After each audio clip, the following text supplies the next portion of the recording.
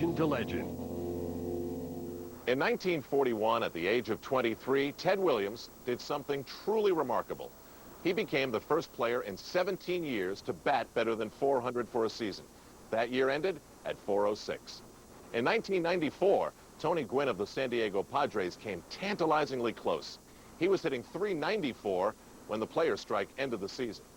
Recently, at the Ted Williams Museum in Hernando, Florida, Classic Sports had the very unique opportunity to listen to these two great hitters, Tony Gwynn and Ted Williams, talk about hitting. Your host is Bob Costas. Tony, there is no greater student of hitting in baseball today than you. You're legendary for having all of your at-bats cataloged on videotape. Go back and look at them when you're going to face that pitcher again, and all the hours in the batting cage under the stands in addition to the regular BP. I would imagine somewhere in your long study of hitting, you've gone over the theories of Ted Williams. Oh, no question. You know, just sitting here listening to him speak, you know, I all ears. I saw, you know, I think in order for me to be successful, I've had to listen to people. I've had to take little bits and pieces of everybody that I know that's played the game. I've read books, I've looked at video, and somehow try to incorporate some of their theories into what I do. And Ted Williams' book was the first book that I ever read, The Science of Hitting. And I really wasn't, early on, I wasn't really interested in the words. I was very interested in the little baseball picture, the little baseball box. I can still see it. On the back of the magazine. And with Ted's balls, you know, he hit that one little square on the outer part of the plate that he really didn't hit the ball that great with, but the rest of it, there was 300s everywhere. And as I started to play big league ball, I flipped that around. I've turned it inside out. I was always strong on the ball in the outer third and kind of weak on the ball on the inner third. And so that's when I went back and got The Science of Hitting and started reading through on how to hit that ball inside. And, you know, this year I had my best year. I felt like I could control both sides of the plate. But that's what hitting is all about. It's not about taking your own abilities. It's about listening to people who've been in that same situation before and had success. But everything we're talking about here, and you give him all the credit in the world, so do I, for wanting to better himself and going out and practice and everything else. But in the book I wrote, I did the same thing. But in the book I wrote, I closed it by saying, to be successful as your abilities are there, and you've got great ability, is how smart you are at the plate. Yeah. And it's from here up, 50% of it. So if you don't guess, you're not using a big factor. What about when you get to count 3-0? He might not hit 3-1, 2-0. And or a pitcher that when he throws it, he said, geez, I hope you can get that over, you know? and so right away you take a little more advantage. Now, in order to pull, you might have to get up on the plate. Dare him to try to get it by you. Dare him. And okay. And the best thing that ever happened to me was when a pitcher hit me on the fist inside. I never felt bad about that. I knew that if he hit me in the inside, that I was waiting pretty good. Yeah. Second thing, what does the pitcher think immediately? He says, you can pitch him inside. That's the way to pitch him. That's where baseball history's made, from the middle in. You know? And the pitchers are not the brightest guys in the field. So you got to take advantage of deliveries, patterns, and of course it all relates back to how well you see the ball against this guy. Some of the best pitchers I ever hit at, I could see them like gangbusters.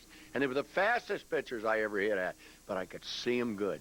And it's that herky-jerky little guy that you can't pick up and never does the same thing twice, and has a little life on his ball. Those are always tough guys.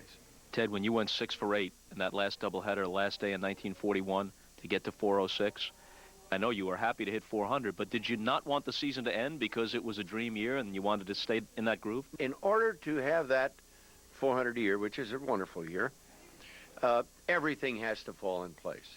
You have to have, you know, you get cycles of good hitting, good pitching, you know. Everything has to fall in place. Good years, bad years, everything has to come in place. But a hitter like Tony has a much better chance of doing it, say, than a big swinger that misses a lot, that kind of thing.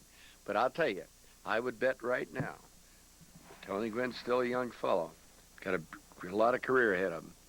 But when he is all through, he'll be guessing more than he ever did in his life. And that's the reason I asked him that question. You know, Ted, you told a great story in the Ken Burns baseball documentary of your last at-bat, and you had hit some balls that might have gone out on another day. The air was heavy that damp day at Fenway Park, your last game.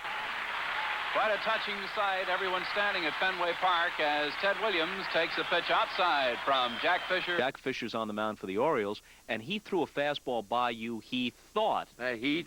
This gives the great insight into the mind of a hitter, and even, and you could say, the last ball you ever hit in the big leagues, you guessed on. Oh, you bet. He threw me. I had to count 2-0. And he threw a fastball right there, and I don't know. You always know what you did. Was I underneath it, or, geez, was it a change-up, or... And I couldn't figure out, I could not figure out in any way why I missed that ball. There I saw it, I swung what I thought was good and everything, and I was befuddled right there at home plate. But you know what? After I missed that pitch, I'm watching him. Give me the ball, right? Give me the ball right away, you know. Give me another one, I'll throw this one by him too, see? And I thought, well, he thinks he threw that ball by me. Yeah. Here he come again, and I hit it just a little bit better, and that was it. Yeah. But guess... You gotta guess. But to get the most out of your abilities, because if you don't, you're just throwing away everything you know about a pitcher, everything you see of the score, everything you think of the win, everything. How do they pitch to me? And if you don't guess, well, you're losing a little bit. And they remain standing here for the most part at Fenway Park as Williams hits probably for the last time in a Boston uniform in this ballpark. There's a drive to deep right center. This may be gone. Fred way back there watching. Oh, good. Ted Williams.